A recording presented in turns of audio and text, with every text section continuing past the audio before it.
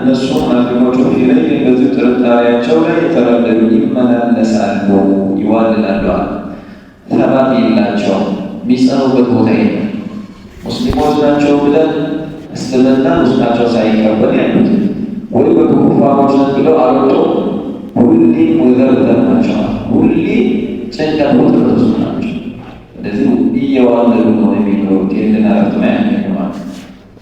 ፈላ ኢማን ኢማን የለም ሊመን ቃለ ሻከን ሙታበን ተጠራጥሮ ላላሰው ኢማን የለው።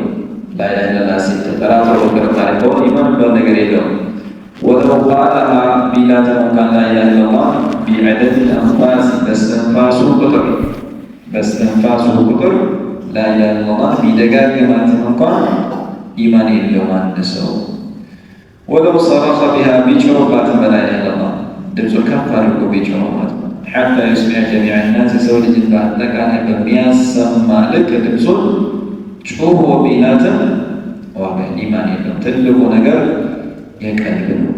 ስለዚህ የቂን ደረጃው ይለያያል ማለት ነው። እውነት አንድ ሰው ጀነትን አገኛለሁ እገባለሁ ይህን ያደረገ ሰው ጀነት አለው የሚለው እርግጠኛ ብንሆን ጀሃነም አስከፊ ነው የሚለው ነገር እናውቃለን፣ በዕልም ደረጃ እንሰማለን። እርግጠኛ ቢሆን አንድ ሰው አንዳችን ወደ ጀሃነም የሚያስኬድ ወንጀል ባልሰራ መልካም የሆነ ነገር ግዴታ የሆነ ነገር ባላስመለጥን ነበር ማለት ነው። ስለዚህ የቂን ድክመቱ እንዳለ ያመላክታል ማለት ነው። በዱንያ ጉዳይ እንሳለን። እርግጠኛ ሆኖ አንድ ሰው ዛሬ ሌሊት እዚህ ቦታ የተገኘ ሰው ይሄን ያክል ብር ያገኛል ቢባል ለይል ሰላት እኛ ከብዶን አደረገ። ለይል የሰገደ ዋጋው ትልቅ ነው። የጀነት ሰዎች መገለጫ እናውቃለን፣ ተነግሯል። አሁን በለይል ሰዓትሽ እንበል በዘጠኝ ሰዓት ሁሌም ዘጠኝ ሰዓት ላይ መኪናውን አንቀሳቅሶ መርካቶ የገባ ሰው በየቀኑ 50 ሺህ ያገኛል። በትንሽ 50 ሺህ ያገኛል ቢባል ያችን ሰዓት የሚያሳልፍ ሰው ይኖራል?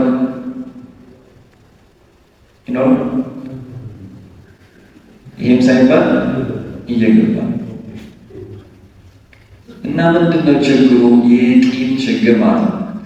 ማዕከውኒሂ ለመውዲዑ ሰውጢ አሐዲኩም ነቢ ዐለይሂ ሰላቱ ወሰላም የአንዳችሁ የአልጋ ማረፊያ ጀነት ላይ ያለችዋ ኸይሩ ሚነ ዱንያ ወማ ፊሃ ነቢ ዐለይሂ ሰላቱ ወሰላም ከዱንያው ዱንያ ከያዘችው ይሻላል።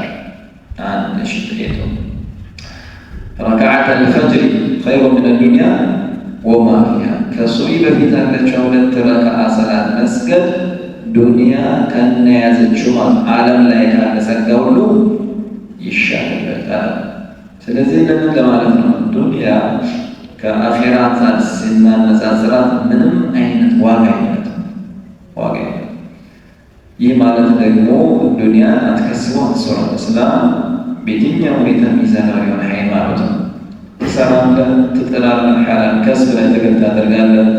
ራስን ለመለወጥ፣ ቤተሰብን ለመለወጥ፣ ሙስሊሞችን ተቸግሩ ለማገዝ፣ ዲንን እስላምን ለመፋደም መስራት ያስፈልጋል። ነገር ግን እነዚህ አኺራ ጉዳይ ዋና አጀንዳ መሆኑ ሊዘነጋ አይገባም። የቂን ያስፈልጋል።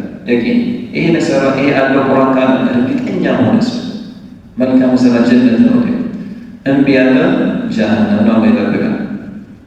وأخرج أحمد ومسلم إمام أحمد ومسلم ذكر من رواية أبي هريرة كابر الحديث قال قال رسول الله صلى الله عليه وسلم أشهد أن لا إله إلا الله النبي عليه الصلاة والسلام أشهد أن لا إله إلا الله كالله سبحانه وتعالى وتبحق من لك أملاك يليل المولود لما سكر الله وأني رسول الله أني لم الله بنيتن يا مولين ما سكر الله أني الله بنيتن يا كذا لا يلقى الله بهما بالذي ولت يمسكر قالوج أي جنانيم الله عبد عند باريا الله بالذي قالوج أي جنانيو من يبيعه لا إله إلا الله محمد رسول الله بلو نذكره سيابك الله أي جنانيو غير شاك فيهما بالذي قالوج من يتتأثره أو مجدبه عندنا متناسل علم عندنا متناسل يقين الزيجة غير شاك فيهما ነው። በእነዚህ ቃላቶች ያልተጠራጠረ ሆኖ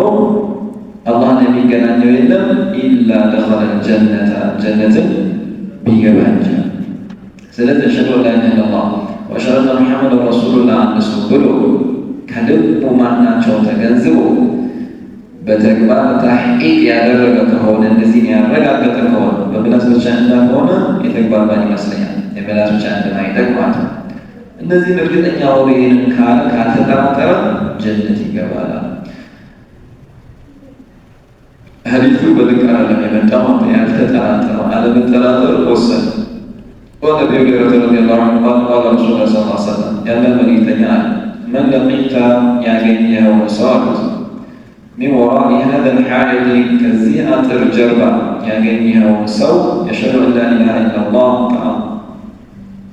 ከአላህ ሱብሓነሁ ወተዓላ ውጭ በሐቅ የሚመለክ አምላክ የለም ብሎ የሚመሰክርን ሰው ካገኘ ሙስተይቂነን ቢሃ ቀልቡሁ በዚች ቃል ደግሞ በላይ ላይ ደግሞ ቀልቡ እርግጠኛ ሆኖ የሚመሰክርን ሰው ካገኘ ፈበሽሩ ቢልጀነቲ በጀነት አብስረው አሉት። ሐዲሱ ረጅም በሆነ የመጣው አቡ ሁረይራ ረዲየላሁ ዐንሁ አንድ ቀን ነቢዩን ከበን ተቀምጠን ሳለ አቡ ሁረይራ እና አቡበክር ስዲቅ አለ ዑመር አለ ተሰባስበን ሳለን ድንገት ያና መልእክተኛ ወጥቶ አቋርጦ ወጥቶ ከዛም ቆዩ ብናል ደነገጥን። የሆነ አደጋ የደረሰባቸው መስሎ ደነገጥንና እኔ ከሁሉም ቀድሜ የተነሳውና ፍለጋ ጀመርኩ። ፈለኩ የትኩና የወደ አንሳራዊ መዲና እዛ አንሳራዊ የሆነ መዲና ዜግነት ያለው ግለሰብ አለና የእሱ የተምር ማሳ ደረሱ። ብዙ መግቢያ ያጣውለታል። መጨረሻ ላይ ከውጭ ጉድጓድ ተቆፍሮ ቦይ ተደርጎ ወደ ማሳው እንዲገባ ከአጥሩ ውስጥ የተቆፈረ ቦይ ተገኘውና በእሱ ደም ተሽለብልቄ የገባውና ውስጥ ተገኘኋቸዋል። ምን ሆነ መጣ ሲሉኝ አይ እንደዚህ ነበር ደንገጠን አደጋ ከደረሰበት ብለን ደንገጠን ልፈልግ የመጣሁት አለ። ያኔ ነው ጫማቸውን ሰጡትና ከዛ በኋላ እንግዲህ ሂድና ከዚህ ጀርባ ከዚህ አጥር ጀርባ ያገኘኸውን ሰው ላኢላሀ ኢለላህ ብሎ የመሰክር ከሆነ ቀልቡ ግን እርግጠኛ ሆኖ የሚመሰክርን ሰው ካገኘ በጀነት አብስረው አሉ። ስለዚህ ሙስተይቂነን ቢሃ ቀልቡሁ ልቡ እርግጠኛ ሆኖ የሚለው አሰምሩበት ማለት ነው። እርግጠኛ ሳይሆን አንድ ሰው ብሎ እየተጠራጠረ ግን ዋጋ የለውም።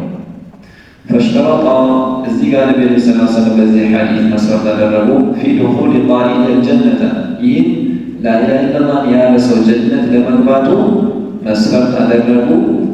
አን የኩነ ሙስተይቂነን ቢሃ ቀልቡሁ ቀልቡ እርግጠኛ ሆኖ ማለቱ እንደ መስፈርት አደረጉት ማለት ነው። ገይረ ሻኪን ፊሃ ተጠራጠረ ሆኖ ማለት ነው። ወኢዘ እንተፈሸርጡ ሸርጥ የአንድ ነገር ሸርጥ ከተወገደ ኢንተፈል መሽሩጡ መስፈርት የተደረገለት ነገር ይጠፋል ማለት ነው፣ ይርቃል። በሰላት ውዱ ምንድን ነው መስፈርት ነው። ውዱ ከሌለ ምን የለም ሰላት የለም። ሰላቶች ሺህ ጊዜ ቢሰግደው ማለት ነው። ልክ እንደዛ አሁን ላይ ምንድን ነው መስፈርት የተደረገው የቂን መስፈርት ተደረገ። የቂን ከሌለ ምን የለም ላኢላሀ ኢለላህ የለም። አስሬ ቢለው ማለት ፈላ የድኹሉ ጀነተ ጀነትን አይገባም ኢላ መን ካነ ሙቂነን ቢሃ ቀልቡሁ በላኢላሀ ቀልቡ እርግጠኛ የሆነ ሰው ጀነት አይገባም። ፈሀዛ ሁወ ሸርጡ ሳኒ ይህ ሁለተኛው የላኢላሀ ኢለላህ መስፈርት ነው። ስለዚህ ቁርአን ሐዲስ በነገር ከሆነው ነገር ሐዲሱ ሰይነቱ እስከተረጋገጠ ድረስ በተነገረ ነገር እርግጠኛ መሆን የግድ ነው። የግድ በተለይ ፊ ባብል ኢማን ቦታ ላይ ማለት ነው። እዛ ነው ከላ ለው ተዕለሙነ ዒልመል የቂና ካላችሁበት ነገር ተው ንቁ። ለው ተዕለሙነ ዒልመል የቂን የቂን የሆነ እውቀትን ብታውቁ ኖሮ እንደዚህ ባልተሸነገላችሁ ነበር፣ መልካም ስራ ባበዛችሁ ነበር። ስለዚህ ክፍተታችሁ ምንድን ነው ያለን አላህ የቂን የሚባለው ነገራችን ችግር አለበት ፈትሹ ይላል።